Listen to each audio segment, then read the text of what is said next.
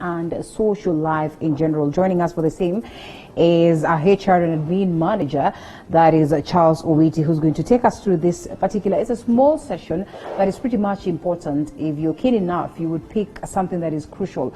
I mean, every time we hear about HRs, Kidogo, your heart leads skips a bit. But it is important, I mean, because you realize that they are across all sectors. And in this case, then, it means that it is instrumental that we have them in every other sector, because them are the very same people who look into the welfare of every employee. So what is so special about this particular topic today when we're talking about the aspect of employment disputes, how we can resolve some of this, and how then they come in to, alter or affect the social life? Thank you very much, Linda. Yeah. The topic is very interesting. Having just seen that the topic we just gone, about the youth issues and affairs and for the BBI. Right. We are talking about employment disputes and the social life. This is basically what are the parameters, the areas of concern that comes about when an employment is being separated. When a contract is ending or when a contract is beginning. So at what point do we register a dispute? We only register a dispute when the contract is ending. So at that point of separation is what we capture a lot of areas. And there's a lot of provision within the law that takes us through the dispute process. And also, we talk of social life. We look at how does employment affect our social life, both at home and at workplace. So those are areas we're going to look at in detail. All right, let's kickstart with employment disputes. And at what point then, like you rightfully put, should they culminate?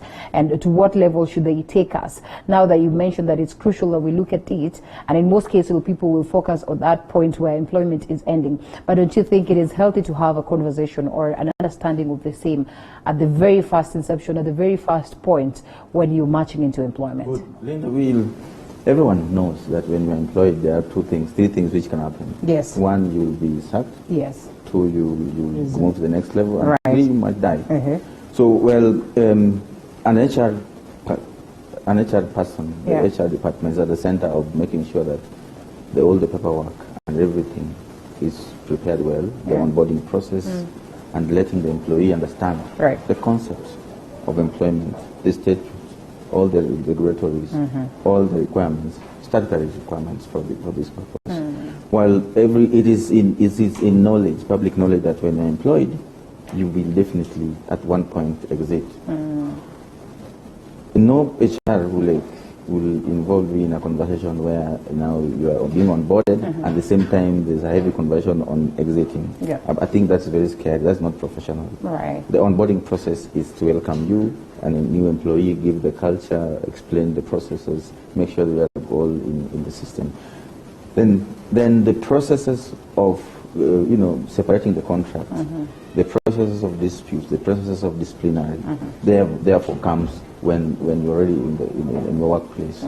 And an HR person is the person who will basically take through the process of disciplinary. Remember, a dispute might not arise until a time when there was a fair process which had taken place. An employee will be disputed when he or she knows that the process was not fair, the process was not transparent, and therefore it will have been a witch hunt, or it will be a process which is fair.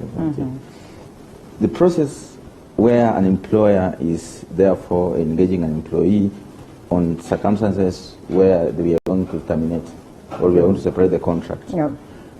It could be in three aspects. One, there will be just a normal termination. Two, it could be a redundancy. The position is being rendered redundant. And three, probably it is a gross misconduct where a disciplinary process has been initiated and we felt that the position is gross in nature. And therefore, that is the conversation that the HR and the employer will initiate. Remember, the HR standing, human resource manager standing on behalf of the employer, the powers given by the statute, the employment law. So therefore, we initiate the process. We will definitely take a fair process, which will not be interfered with by any other process, by any other boundaries. It is always a game of interest when it comes to the aspect of employment. And today, you will acknowledge the fact that, the laws, the labor laws, are really, in as much as they are enshrined in the laws of the land, most of the entities choose to go against this.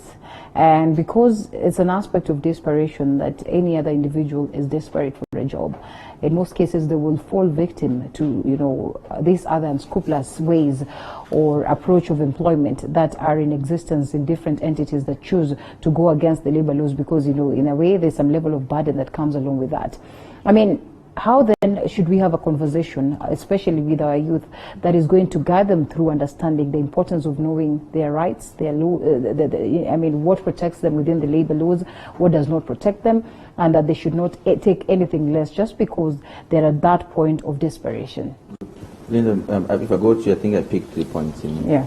The point is that at the point that the employee, that the young people who are looking for a job are negotiating for a new job, or negotiating for salary. Sometimes there's not even room for negotiation. You're told this is it, and so that's you take it. it or you leave it. You will be paid cash, no tax payment, no nothing. Well, you take it or leave it. Well, I think it's the media. We should, like media and us, we should be able to understand and guide people properly. Yeah. We should be able to do a thorough awareness in all steps, any other means that we have, whether social media or the trade media. Well, the fact remains, the fundamental part remains that an Employment Act applies. Yeah. The Constitution covers every citizen, and it's very clear how it works. If you look at the Employment Act, section, whether it's section 5, whether it's section 40, whether it's 41, which talks about new employee onboarding and engagement of all those terms and the rest. We are therefore saying that all the best practices, all the HR best practices, and all the people who are involved, the employers who are involved in employing people, or they're involved in making sure that they made environment for employment, are therefore advised to do the right process. The Constitution is very clear, the employment law is very clear. When we're engaging an employee, the statutes, the statutory requirements are very clear. What you need to get from the employee, what documents you need to get from the employee, and that, and at the same time, the environment at which this job is being initiated on.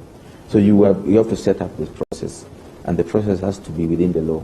You have no other option. For those rogue employers who perhaps use different ways and means, and the arrogancy, the level of impunity in employment, and breaking these laws, they're supposed to be taken.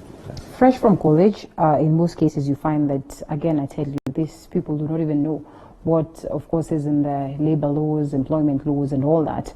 And in most cases, well, of course, the employers will know that, and maybe will choose to go against what it is that is within there. And disputes will always arise at that point where it's not clear on the contract aspect of a person being employed. And on several occasions I've also had this, and I'll tell you it's because maybe I never had the knowledge. And you walk into a place, you're working, you probably have not been given a contract. In most cases it's word of mouth. It's okay, come start tomorrow and that's it, or come start tomorrow, in 2-3 weeks time we'll give you a contract, or we review this and all that. Before you know it, you're there 1 year down the line. There's no contract, there's no written document that binds you to this working environment. At that point, when they wake up and decide to fire you, they can easily fire you, because again, there's no document that binds you. You wake up and you want to resign, you can easily resign without notice, because there's no document that binds you. But at this point is when now there's be that aspect of wrongful termination allegations, there'll be that aspect of wage disputes, because I'm not going to pay you, we didn't have an agreement.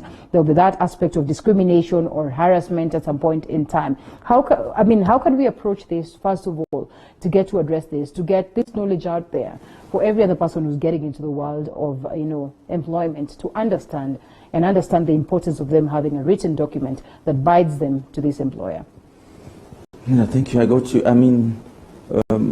I think such happens. There's so many employers who take advantage of ignorance of employees, probably young from college. People from college should be able to understand the laws, to be able to understand, because there are a lot of write-up out there, there are a lot of advocacy out there, talks about employment and all that, regulated bodies that are helping. But in any case that this happens, an employee will fully get into a contract that is verbal, in nature. Yeah. That is not very clear. It's not, you don't know the terms, you don't know what it is.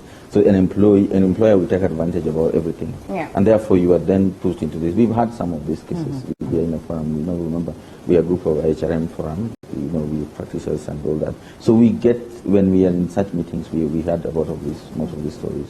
But what we try to encourage the students, the young employees, is that they should take it to the next level. Yeah. They should be able to understand that there is the next level that we understand them.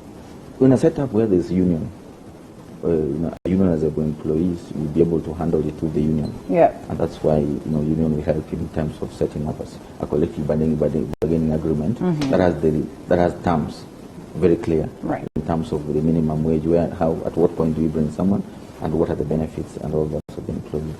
We've had cases where people are put in employment and they don't even have a half day. Yeah.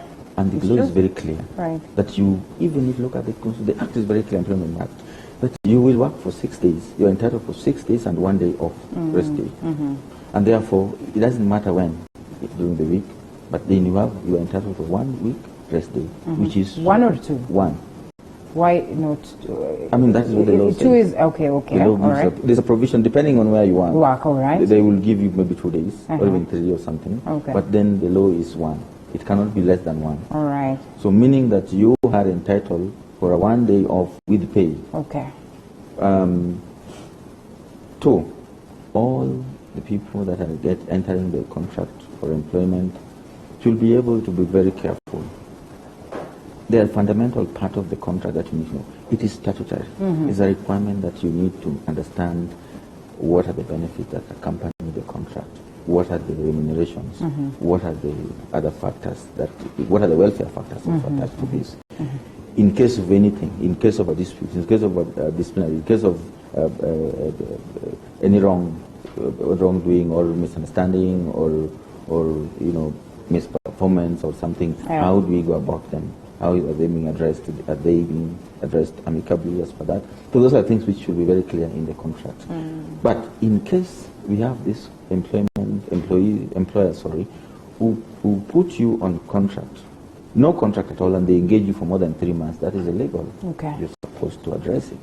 You need to walk into the nearby labor office. There are several labor offices across the country.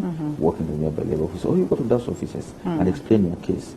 It's not advisable that you are on employment more than 3 months without any documents. You must have it. Okay. Yes.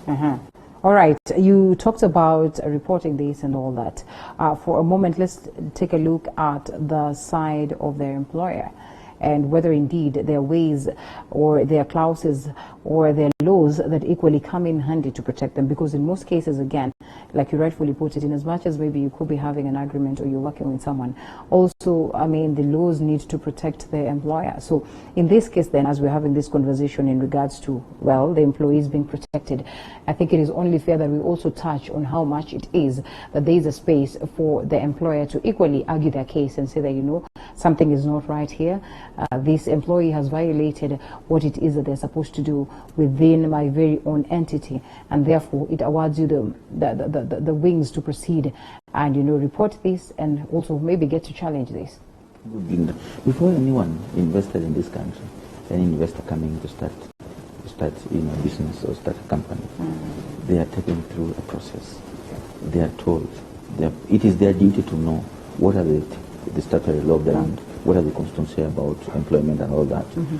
They must be very clear. They must know the 5 major employment, the labor laws. They must know the Act, Employment Act. They must know the Labor Relations Act, Act and all that. So in that case, they are well conversant with it, and they are therefore consenting that they will be able to understand, that they will be able to agree to this, isn't it? They are able to agree to the fact that they are going to be employer and they are going to practice the law says. Whatever they're going to practice, whatever they're going to be able to do, the business they're going to do, they must do it within the set of the law. And therefore, if at all any issue arises, matters of litigations or anything, they have the parameters, the avenues of how they're able to handle them. I'm not saying if you go to any labor court or if you go to employment court or you register a dispute that you're going to win against the employee. No, you're saying employers should exercise fair process when they're separating the contract. Okay. It is very clear Right. that this process must be confidently fair and must be transparent, and you must give the employee an opportunity to express themselves and also to give in their opinion. So you don't, an employee walks in and say, I don't want to see you. An employer walks in and says, sorry, this particular employee, I don't want to see him from today henceforth. Whatever you're going to do with him as an HR person, it's a problem. Okay. Those are not accepted. The employer, whether it's the director, whether it's an MD, whoever, has the opportunity to give, he has to give the powers. He is actually, he has really distributed part of his powers. Yeah. So to the HR directors or to the HR managers, so that they are able to understand, and on behalf of the employer, they are able to undertake the mandate. So what we are saying is, he is able to respect the employee by letting the person who understands the law and who understands the processes take it right. Yeah. So that when you defend your case, you've had cases, many of the cases in court or at arbitration level or conciliation level, that are going against the will of the employer. Yeah. Because perhaps when a conciliator is therefore picked and he's been been given the opportunity to be able to arbitrate and understand and bring the report before the labor court and the union, for example, this part of the union, is therefore going to look for both sides. That at the time you are connecting or you are separating the contract, what were the steps followed? Did you follow the due process? Was the process fair? Was both parties in line? Were you all agreed? Was the documentation there? Were they signed? Were they consent? What were the consent? What were the primary documents that we used as evidence before this case? So all those areas are looked into, and the decision is made. But remember, even at the level of a conciliation, if an employer is not happy, he is allowed to go to the employment court to challenge this. He can go to employment court, and many times I've seen employment court will definitely adopt what the conciliator comes from the Ministry of Labor. Okay. But then again, it's by the statute of its position on the employment court, it's like a high court. So definitely you will have to go to the Court of Appeal to make sure that you appeal the decision which has been made from this level. All right. I am curious, because this is in existence, reality, as I know, 3 months later, you probably do not have the documents, and true to it, you do not even focus or bother much, or maybe you do not see the need, because after all, your money is being paid end month. You're in the office. You just do not tend to see the dangers that come along with this. In the event that you have a dispute, or you feel like there's a dispute that has cropped up between you and your employer, and at this point maybe you're exiting, or at this point maybe you're still working with them, and you'd want to have the labor laws, or you'd want to have the courts, coming in to help you out. In the event that you do not have any documentation, what would that mean? Does it then stop even the inception of these particular cases? When you talk of documentation, Linda, we're talking about so many things. Yeah. Some employers will not give you a contract, a working contract. Yeah. But they will still remit your statutory. You still pay your NSSF, you still pay your NHIF. Okay. They will still give you the statement, the salary statement, that is the pay slips or something. So all these are documents that they'll be able to take prove that you've been involved. Yes. They were probably submitting your payee. All right. So all these are documents you can access and present before the court or before the office before us, and confirm that I was in employment, and you can see for this period of time. My processes were going through. They were repeating my NSF or my NHIF, and therefore, even though we didn't have a working contract, and that's the basis why I'm coming forth to get these documents. So those are the documents which are accessible before the court. Yeah. They will be used, and they will be used for your favor. All right, we might not be able to delve deep into that, but before we even go, while all this is happening, while you probably are in courts, arguing these cases, reality is that there's some level of social instability that crops in. So in this particular case, and I think we'd want to talk about that, because we said it's employment dispute and social life. So where then do they connect, and how best can one be able to handle this? Well, it is in the nature of human being that when you are perturbed, you're perturbed at work, when you have a dispute around your work, you are there for you are disoriented, you are disoriented. And this is the reason why we really need to seek the social advice, the social counselors, the social people. Maybe you have to seek the church elders. You can talk to friends who are mature, who understand these social things, who understand the issues around employment. But look, you must be mature enough to understand, to disconnect the two. Circumstances I've seen on my practice, I've seen areas where employees do not perform well because of the social issues that affect them a lot. And therefore, these issues are what some of the bad employers will take advantage of. Yeah.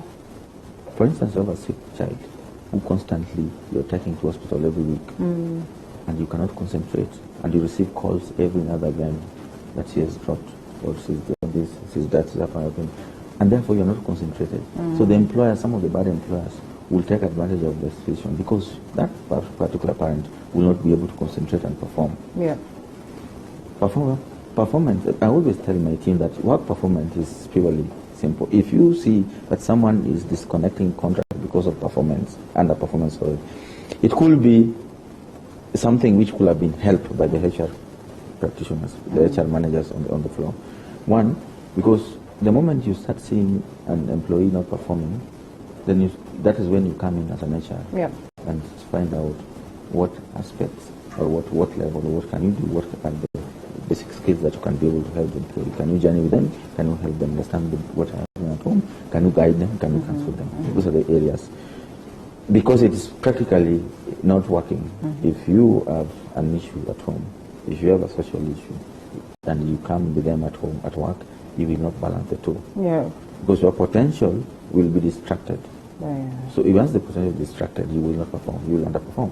Yeah. And when you underperform, you start getting down and down. Having said that, at the point when you are registering a dispute, remember this is a legal thing now, which is also going to affect your social life.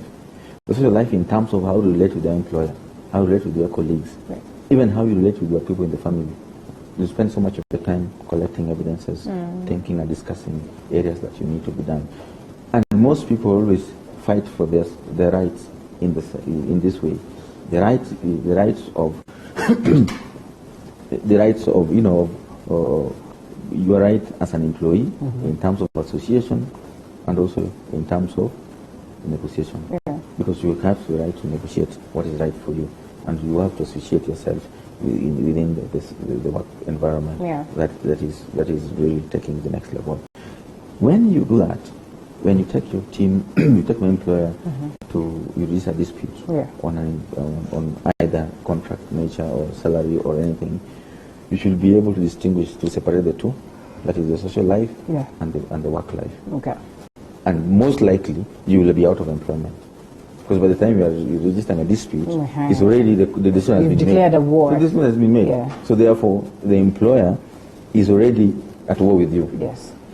And the dispute is most likely going to compensate you or to take you back, to reinstate your position. Okay. So those are the things which are really going on. And majority will be reinstated and they refuse. Oh, they say, because they know very well it won't be a conducive environment. The environment is already polluted. Okay. And I think it will be even worse for me to join this. Okay, well, that's incredible. In this case then, what should the employer play as a role towards ensuring that even as you incorporate, even as you hire people, they are well aware of some of these things that are very crucial? You know, they have constant reminders and knowledge based on, you know, how then you can work in tandem as an employer-employee. There should be that amicable relationship, a good relationship that is in existence to avoid such scenarios. What is the role of the employer? Well, the employer plays the biggest role. Yeah. Remember, he's an investor. He's someone who's investing in his money. Yeah. He wants something in return. He wants to do good business. If the employer has the good intention of doing good business, and therefore he will do the best practices, the best human resource practices, the best labor practices. What we're saying is, from the time the employee is being onboarded, in fact, from the time of applications, the processing of the CVs and making sure that you screen all this time by on check, all that process helps the employer to understand the person is bringing on board, she's bringing on board. Yeah. At the point of onboarding, the process where an employee is brought to the company. You are a stranger coming in, and you are given an opportunity, you are given an environment where the process is put, that you are able to onboard, you are able to adapt to the new culture, to the new people, to the environment, and the system of doing things. That is the time when the employee is really changing his mindset. That's a mind shift. Okay. Because then you realize that you will get the vision of the company, you will get to know the objective of the company, you get to know the mission of the company, all the VMOs. Yeah. Basically. So, and again, you will be taken through an HR manual, a human resource manual which talks about all this. Yeah. It has all the statutes in terms of employment, or in terms of all the policies, the company runs on policies, the remunerations, all those things, including even the employees' engagement, including all those benefits. Okay. So you have an opportunity to be taken through, and therefore you are prepared, and you are then brought on board and clearly shown this is the position, and this is in case of anything, in case things doesn't work, this is the process. Yeah. This is the process. At that time, you're also taken through, in case there's a dispute between you and the employer. Okay. You and your boss. How will you handle it? Whom do you talk to? What are the processes? Okay. Having said that, right, we have to always advise the employers to have professionals, human resource managers hired to help them understand in people and law. These are two different things. Right. The business needs the people, and the people needs the law to understand things how things are happening. So they should avoid using the shortcuts. I understand some businesses are small; they will need to be able to hire to have a full-time HR manager. Yeah. But they can still, I think they are consultants. Right. They are consultant organization that can be able to support. They can pick one, as a consultant can work in once a week or twice a week to just understand those areas. Yeah. So let the employer not interfere with employees. Okay. Because the moment you start doing that, you will violate the law. I've seen employers, and especially the senior most level, working into the factory, like you're working in a busy manufacturing company. And therefore, they work in the factory, and they see so many mistakes. Yeah.